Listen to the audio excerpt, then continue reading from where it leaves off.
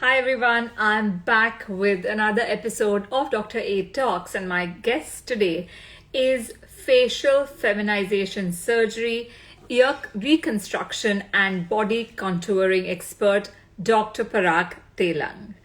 With over 4,000 plus successful cosmetic as well as reconstructive surgeries, Dr. Parag is popular as one of the top plastic surgeons in the city. He's also the director and chief cosmetic plastic surgeon at Designer Bodyz, the most preferred plastic surgery center in Mumbai. Curious to understand the process of reconstructive surgery, maintaining optimal health, and benefiting from the ease plus advantages of corrective procedures, I'll wait for Dr. Parag to join us so that I can ask him some questions which even I'm curious to know. So let me check if he has joined us and I will connect with him.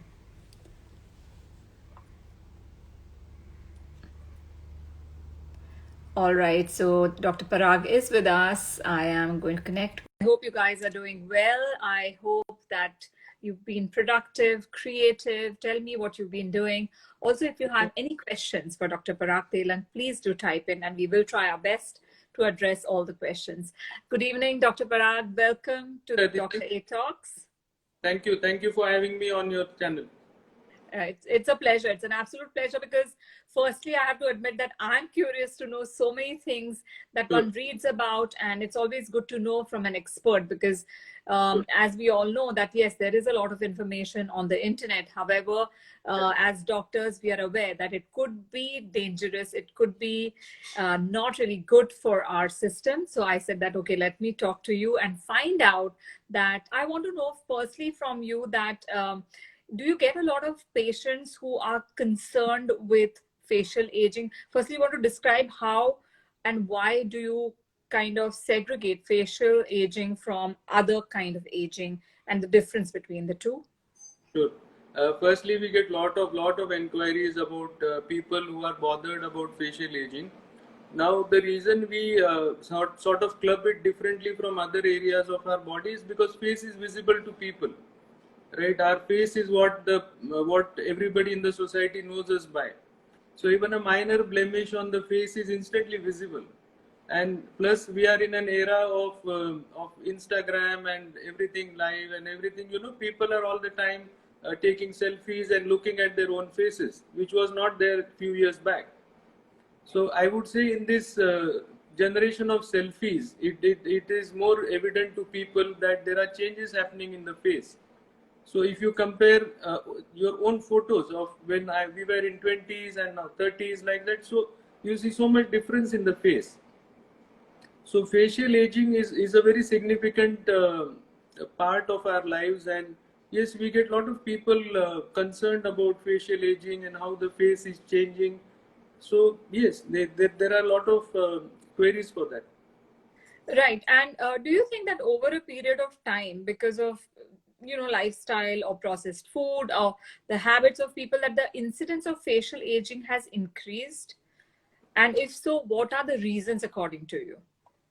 Yeah, maybe because see, our face structure is such that first we have the bony skeleton, then there is a layer of muscles, and then there is skin and fat. So anything which alters any of these three components will make a difference to our overall facial appearance. So there are now people who are more conscious about their weight, and people who were overweight, they suddenly lose drastic amounts of weight, and that causes a lot of sagging in the face. Plus, of course, not everybody is blessed with genes which are as good as yours. So not everybody is able to age the same way gracefully. So people do have wrinkles coming up earlier. I mean, I see people in their 30s who now come with wrinkles on the face or under eye dark circles because of being online all the time, too much of use of computers or cell phones, and all this of course plays a role in early aging. Yes. What about the lifestyle? What about the food that people are eating? Is that also hastening the process of aging?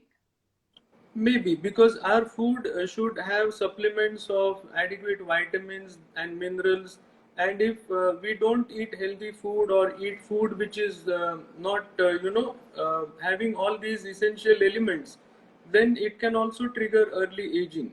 What happens is, as we age, our requirements in fact go up. So the skin needs more hyaluronic acid, we need more vitamin C and other stuff which in younger age group we don't really need. So yes, we have to be that much more particular in terms of what we eat, because ultimately what we eat is what is going to reflect on our skin or on our face. That's true. Yeah. So, what are the first signs of aging? If one has to be careful and one wants to prevent the signs of aging, especially on the face, because as you rightly said, that today, your calling card or your visiting card is pretty much your face. And this is not only true for people in my profession, but even otherwise, it could be any profession. If you look good, if there's vitality on your face, if there's that youthful glow, it always helps and it improves it's not only for the other, but your own confidence also improves if you feel good and if you look good. So, what are the earliest signs of aging, like sagging, or you want to describe that a little bit so that everybody who's listening to us understands? Sure. So there are certain compartments in our face where we have what are called as fat bags. Now these fat compartments are what gives evenness to the face. So one of the first signs that we notice as we start to age is drooping of the cheek area. So because the fat of pad which is supposed to be high up in the cheek, it starts to sag down. So there is more of appearance of the laugh lines or the nasolabial lines. These Then ones there here, is that's one of the first signs of aging that one can have. Now, initially, the lines that we have on the face tend to be dynamic. Like only on actions we see those lines. Like on lifting the forehead or eyebrows, or when making faces, we see lines around the eyes. Those are dynamic lines. So those are again one of the early signs of aging. Over a period of few decades or over a period of few years, when we keep doing these actions repeatedly, then these lines become static. So dynamic lines and these laugh lines are, you can say, the early signs of aging. Right. So, what are the non-surgical options for reversing facial aging? If we were having this discussion few years back, there were really very few options available for reversing facial aging in terms of something non-surgical. But now there are plenty of options which are available. So for tightening specific areas of the face or for lifting specific areas of the face, now we do something called as a thread lift, which is like a non-surgical facelift where there are no incisions and it's really like a lunch hour procedure. We are able to perform thread lift in practically 40-45 minutes under local anesthesia. So these are basically threads which are called as cog threads, and these threads have tiny cogs on them, and they are used to hitch and lift up specific areas of the face. So you can have threads for the cheeks, you can have threads for the eyebrows and other aspects of the face. And of course, the time-tested methods of injecting hyaluronic acid fillers and botulinum toxin for wrinkles, that is available. So in terms of non-surgical methods, now there are again a lot of energy-based devices, which are machines which tighten layers of our face. So there is something called as HIFU, which is high intensity focused ultrasound. And then there is also something called as UL therapy. So there are different modalities which are available to tighten specific areas of our face. And what about radio frequency? There is, that's the same thing that you mean when you say the sonography. That is the same treatment. That's the same. Okay. And if we go to the surgical interventions, and then I also want you to share at what age which is appropriate. Generally, people say that, okay, by 50s you can go for surgical treatments, but what is your experience and what is your recommendation? Normally, when we have patients in their 30s, or you can say till the early 40s, then the skin laxity is such that it can be rectified using non-surgical methods. Beyond a certain age, I would say, I would put it as beyond 50 or 55 is the time when there is a lot of excess skin on the face. So this excess skin, no matter what you do non-surgically, we are not able to get a good result non-surgically. and then that is the time when one can think of something surgical. The difference between surgical and non-surgical therapies is, of course, surgical therapies have a downtime. You need to be off work, or you can't socialize and meet people for some weeks. But of course, they also have longevity. So once a surgical procedure is done, you can expect the result to remain for many years. Right. And how long does the thread facelift last for? So these threads are made of a material called as PDO. So PDO is an absorbable material. It dissolves in our body over a period of 1.5 to 2 years. Till the time the thread is getting absorbed, what happens is the tissues already sort of get hitched in this new location. So even though the thread has physically dissolved, the effect still remains. So one can expect to have a good result for almost 1.5 years or so with threads. Right. Now I have also heard that there are ways of injecting fat. That that you can use fat to from various parts of your own body, and they inject it. I mean, you all inject it in the face. What is all that about? You want to explain that procedure? So the fat in our body is used as a filler sort of to hide the creases and to give a very good effect to the skin. So this fat is harvested either from the tummy or from the inner thigh, and this fat is processed in a machine. This converts fat into different components. One which is called as microfat, which is as thin as water, and that is used to cover certain creases on the face, like the under eye or the laugh lines. And the other portion of the fat can be converted into a different component called as nano fat. So nano fat has a lot of regenerative properties. Nano fat is something which has a lot of, you can say, stem cells, and these regenerative cells are injected directly into the skin, and that gives a lot of difference to the under eye area or to the pigmentations and freckles, and it really is a wonderful treatment. And is that also an OPD procedure, the fat, injecting fat? It is not really OPD, but it is basically a daycare procedure. So Okay. we need to give a little bit of sedation sometimes when the fat is getting harvested. The injection is done under local anesthesia, so the recovery is quite fast. There are no cuts or stitches like that. So I'm also aware that the fat injection can be used for the hollows of the hand, because hands and neck is pretty much the first place where aging shows, and I, of course, I notice it. I've seen my friends also suffering from this, that they have hollow hands. What can be done to prevent that? Firstly, if you can just tell us how to prevent that, how to take care of your hands and neck, because all of us, what we do is we take care of our face, but then we forget the hands and the neck, and that shows age very quickly. So how can one prevent that? And then what is the treatment if it does occur? So similar to the face, the dorsum of the hand, that is the back of our hand, it has a layer of fat. Now this layer of fat acts as a padding, and that does not allow the tendons of our hands to be seen normally. So as we age, again this fat is what gets absorbed, and then we can start seeing the underlying tendons, and then the hands start to look old and wrinkly. So as long as somebody's body weight is constant, if somebody does not have a very aggressive weight loss, then you can make sure that it does not become visible at an earlier age. Once the creases have happened, then of course you need some treatments for them. Right, but if you take away weight loss, if the person has been steady, even in those people, hands do show aging very quickly. What can be done for that? How can you prevent? What is the preventive care? Preventive, you can take some collagen supplements or hyaluronic acid supplements, because ultimately what happens is, as we age, the hyaluronic content and the collagen content is what keeps changing.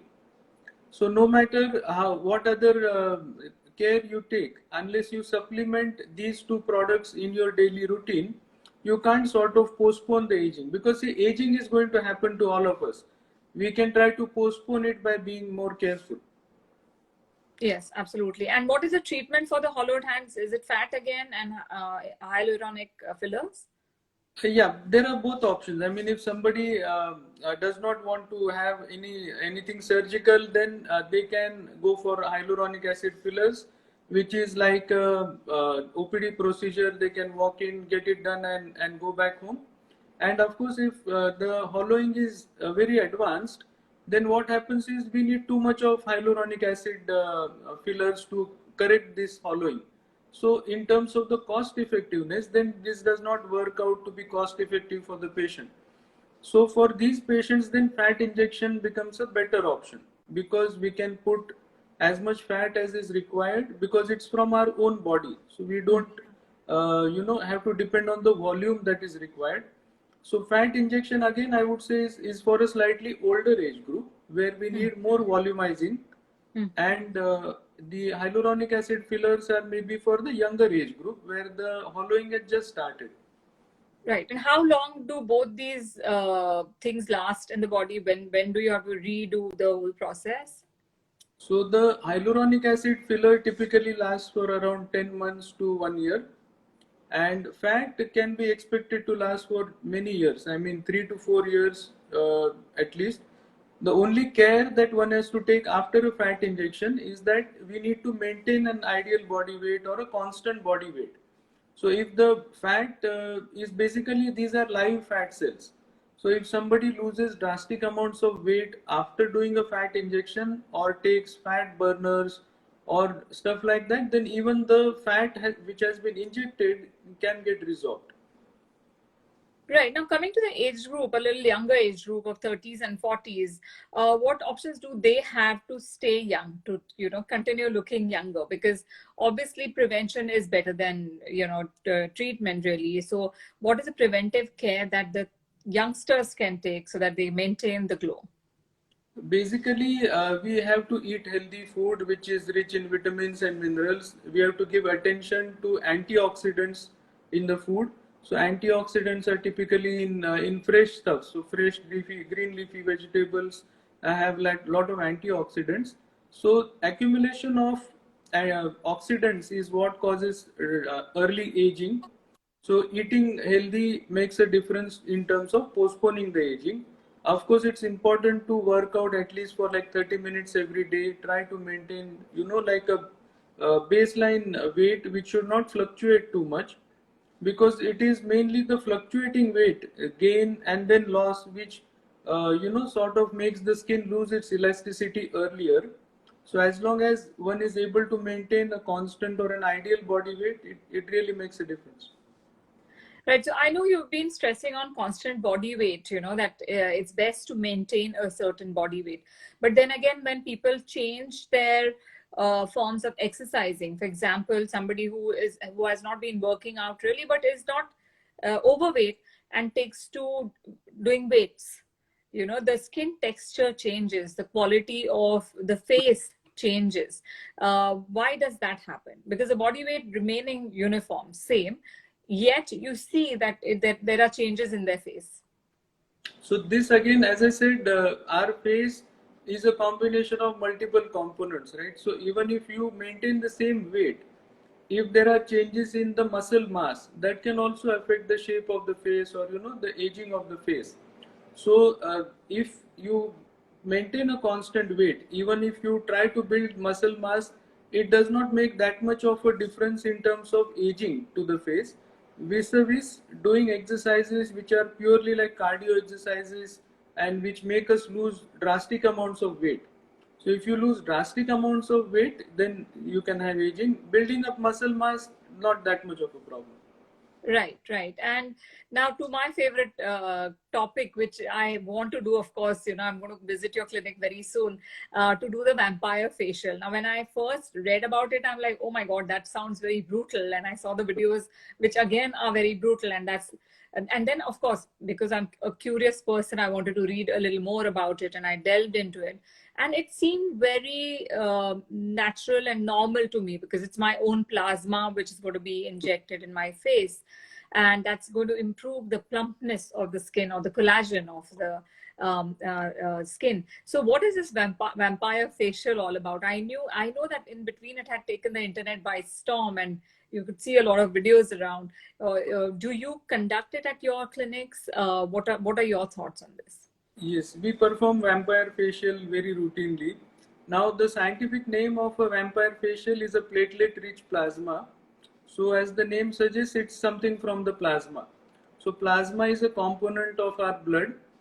So, this is essentially like a 30-minute process where when you come to the clinic, there is a blood sample which is taken, same like what is done in a lab.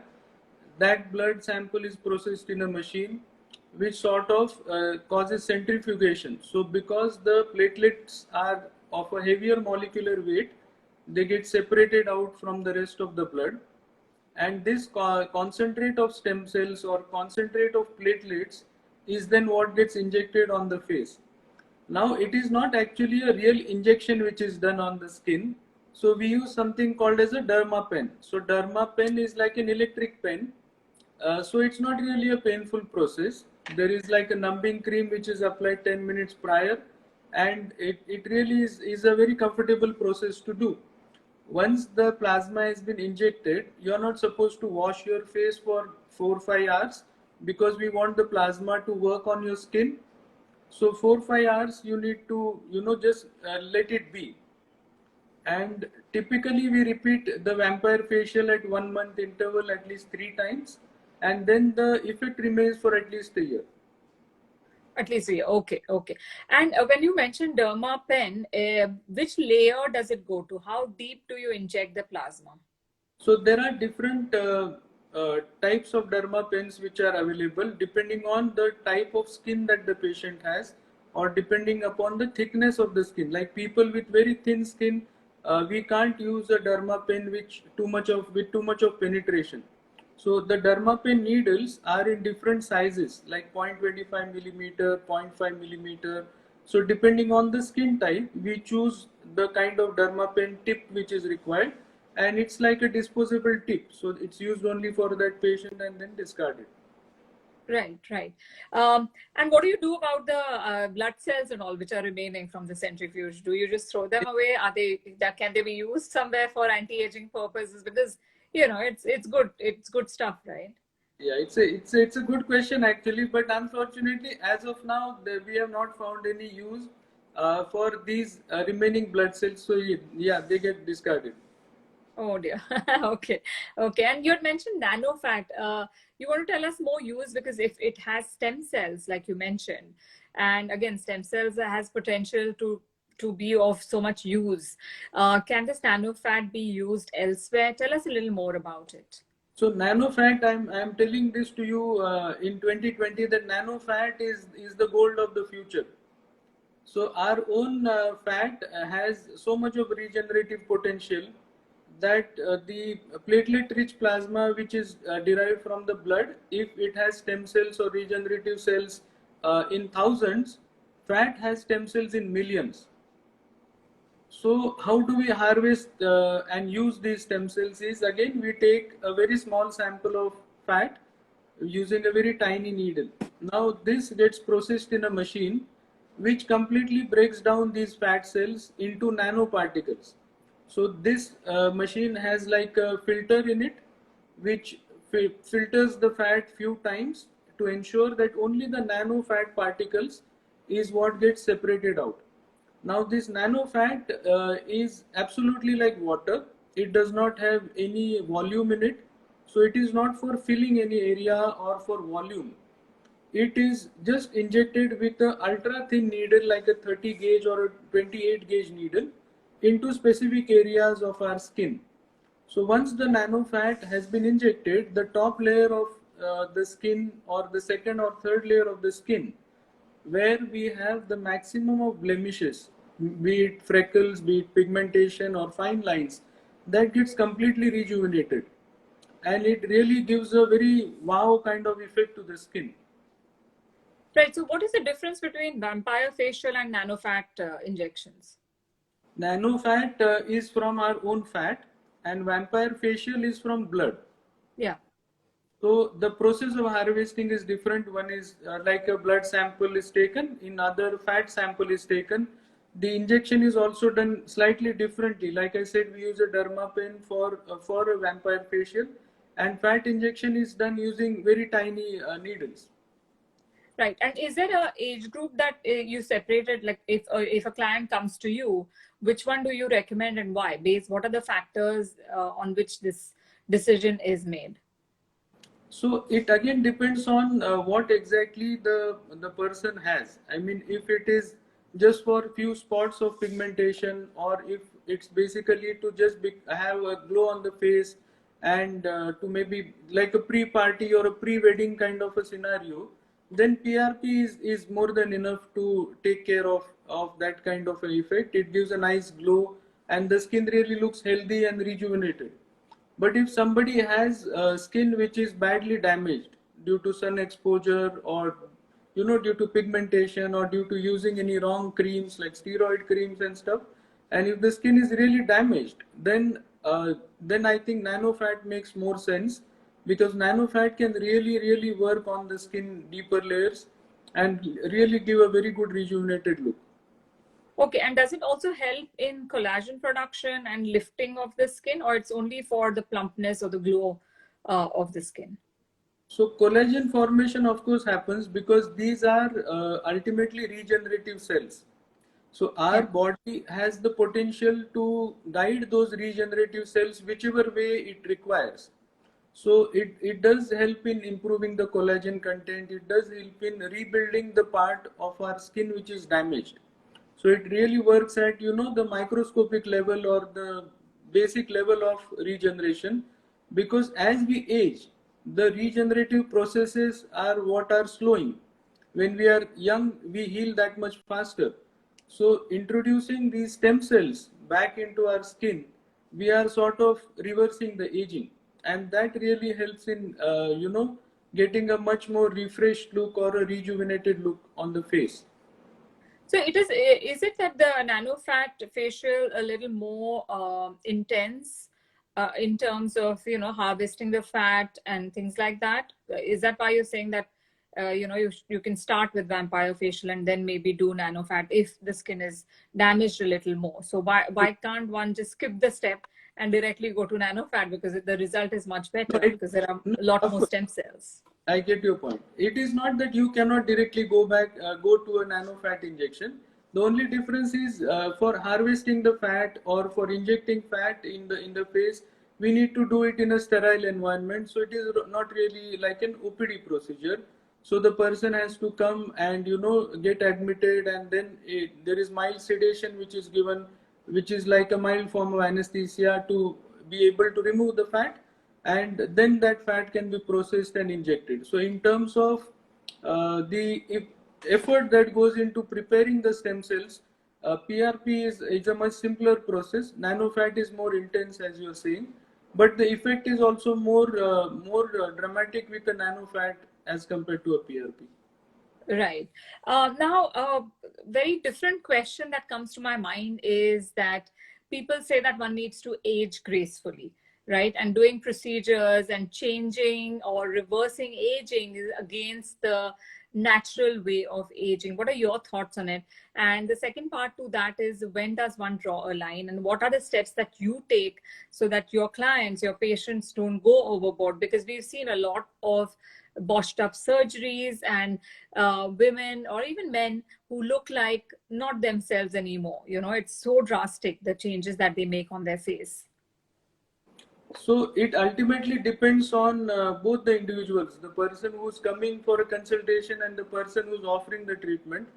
So sometimes I completely agree with you. I myself sometimes see a lot of patients where the faces look completely different. They don't look fresh and they don't look younger.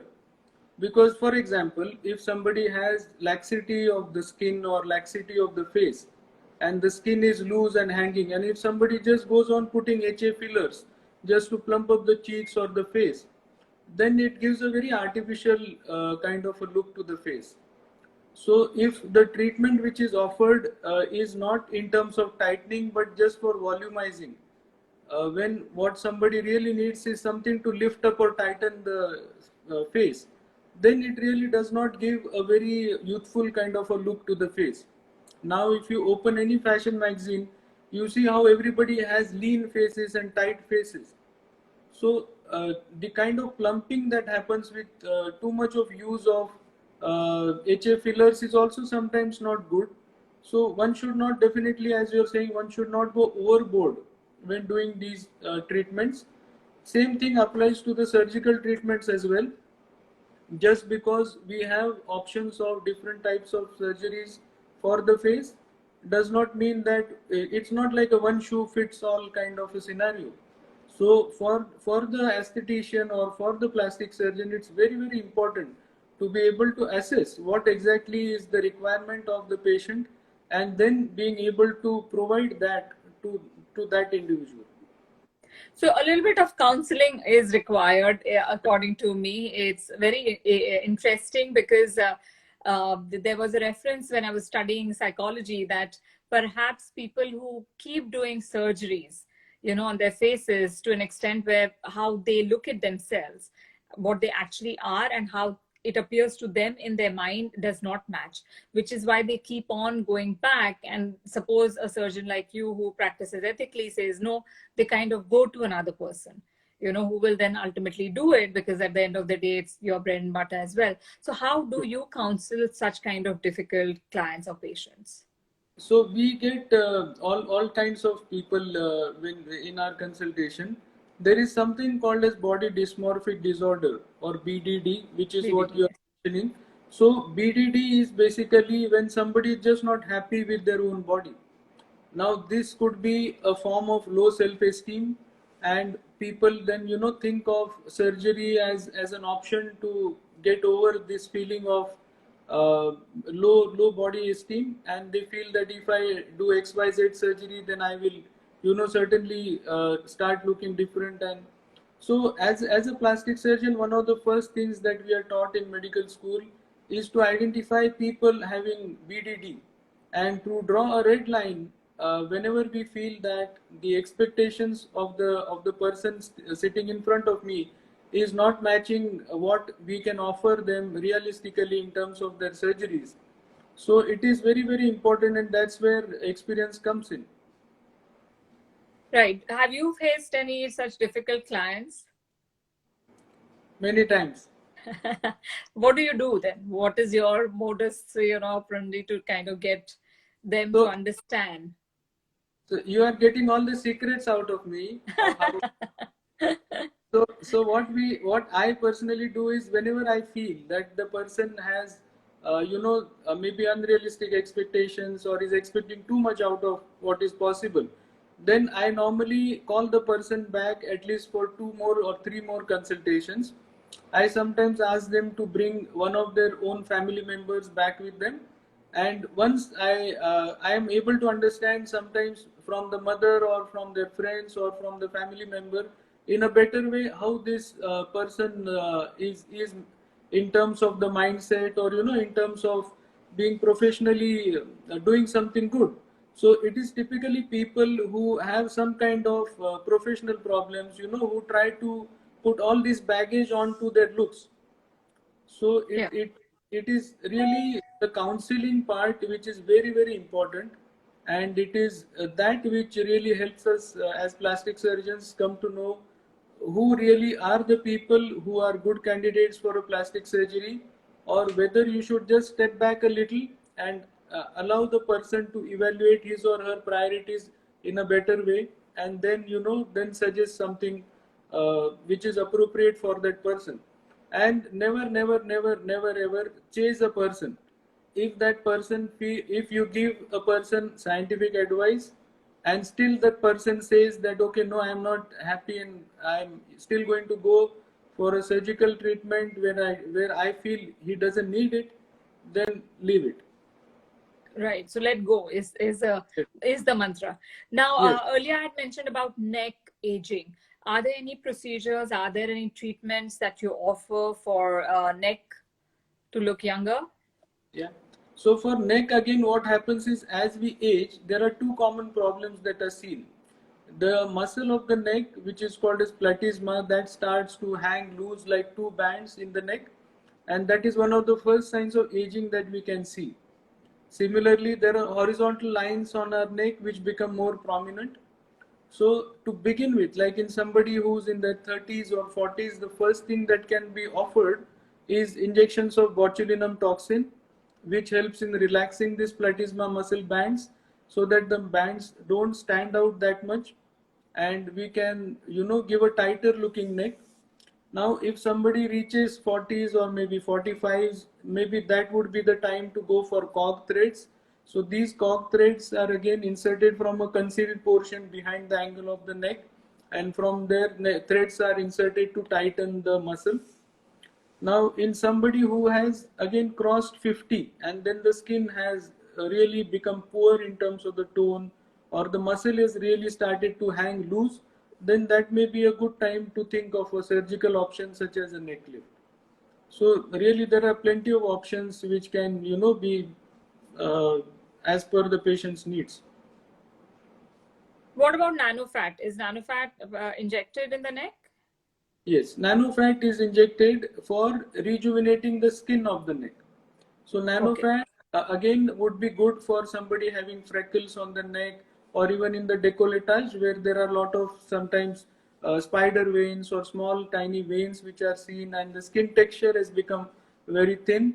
Those are good candidates to think of a nano fat grafting. Nano fat is not really for tightening the neck. Tightening, yeah. Yeah, yeah. So for skin damage on the neck or on the chest area, it's a wonderful, wonderful option. Okay, now coming to under eye, which is a concern for a lot of people, be it bags, be it wrinkles, because skin is very, very thin, or dark circles, which again is an issue for a lot of people. What is your suggestion, A, to prevent these damaging aspects of aging? And secondly, if they are there, if wrinkles are there or bags are there, what are the procedures that you do or you recommend? So basically, again, the under eye problem typically happens in those who don't sleep at a regular hour. So if the sleep timing keeps varying, or if somebody is all the time using devices like computers or cell phones where there is a lot of a strain on the under eye muscle, that sometimes causes under eye darkening to get exacerbated. There are few people who also are genetically predisposed to get under eye darkness. I see sometimes girls in their 20s have so much of under eye darkness, but that probably is somewhat genetic. So for early under eye darkening or early under eye aging, of course, trying to regularize the sleep time, try to cut down on use of too much of devices where we keep straining our eyes. That is a good option. There are certain creams and serums which can help, like a vitamin C serum or kojic acid serums for early part of under eye darkness. Once it has been there for like few years or more than few months, then maybe you need to do something little invasive, such as either injection of a HA filler if the under eye area is very hollow. Second option is again injection of either PRP or nano fat. So depending on what exactly a person has, we can offer them different options for under eye aging. Right. Now we spoke about the interventions.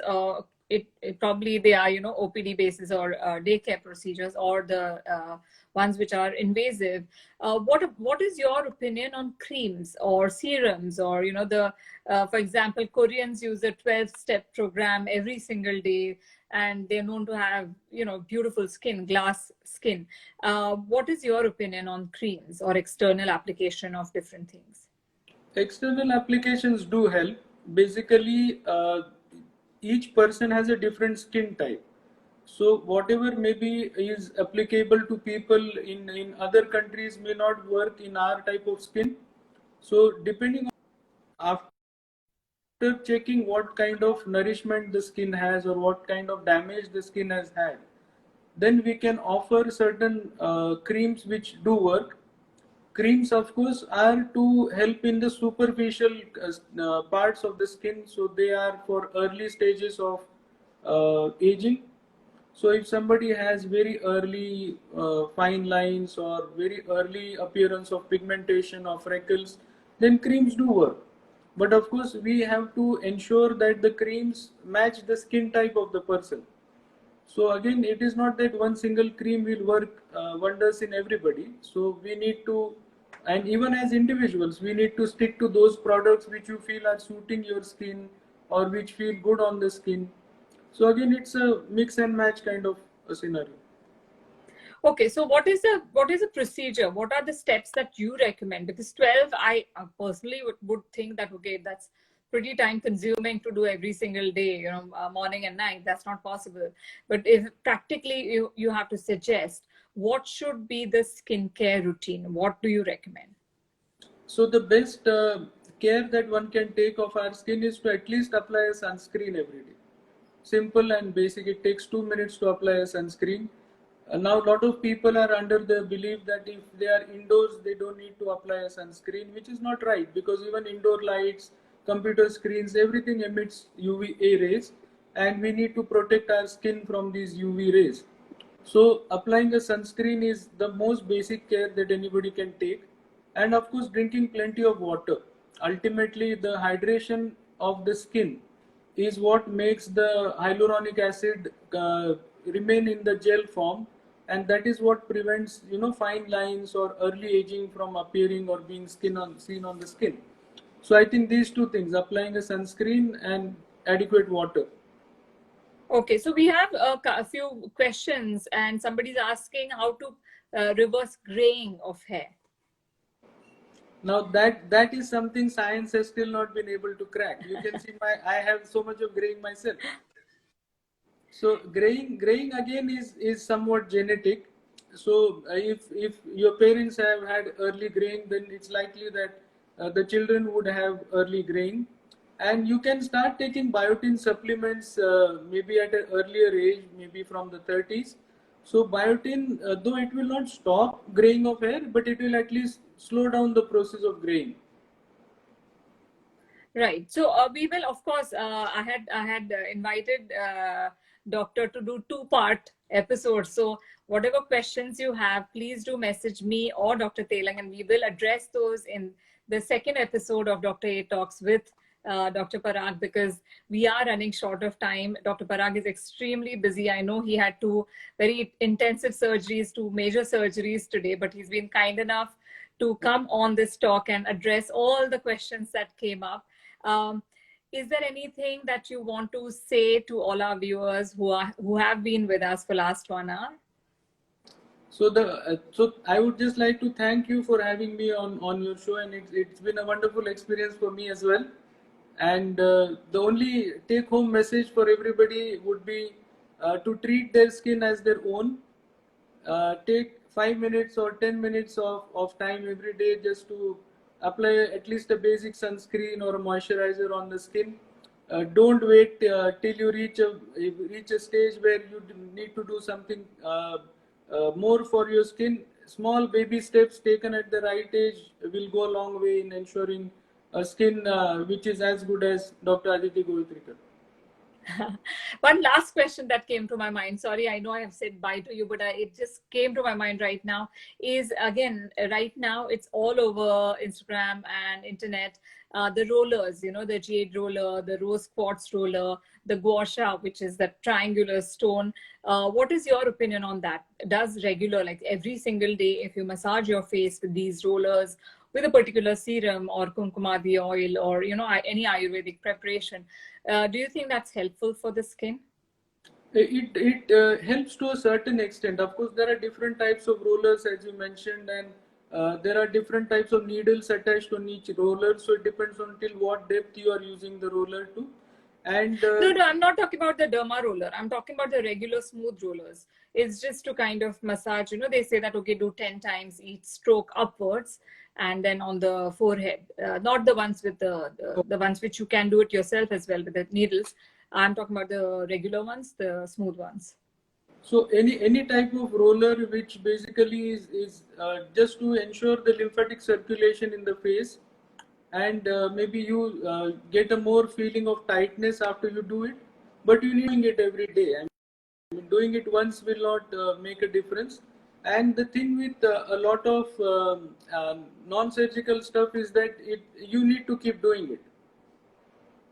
So consistency is the key. Yes. Be consistent and be persistent, and then you will see the results. True. True. But do you think that it can have any negative effects if not done right? So is it important that people see the tutorial properly and do it properly so that they can prevent the harm?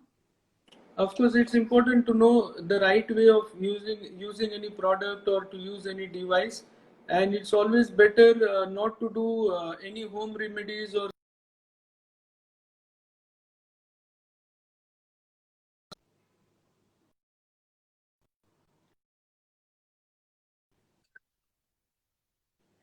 We lost you. I'm not sure whether it was my connection or yours. Can you hear me? Yes, I can hear you, but yeah, now I can. Yes.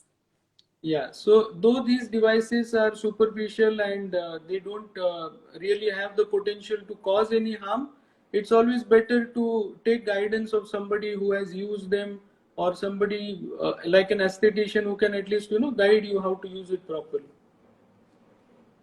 Right. All right. Okay. Having said that, thank you very much for being on Dr. A Talks. And I look forward to part 2, where we will be discussing a lot more other things and in depth. In the meanwhile, all of you who have joined us, if you have any questions with regards to your aging, facial aging, skin, hair care, under eyes, neck aging, any kind of questions for Dr. Parag, please do message it to me, and I will make sure that we respond to you in our next chat. Dr. Telang, thank you very much once again for being on Dr. A Talks. Thank you for having me, and I look forward to our next session. Thank you. Bye-bye.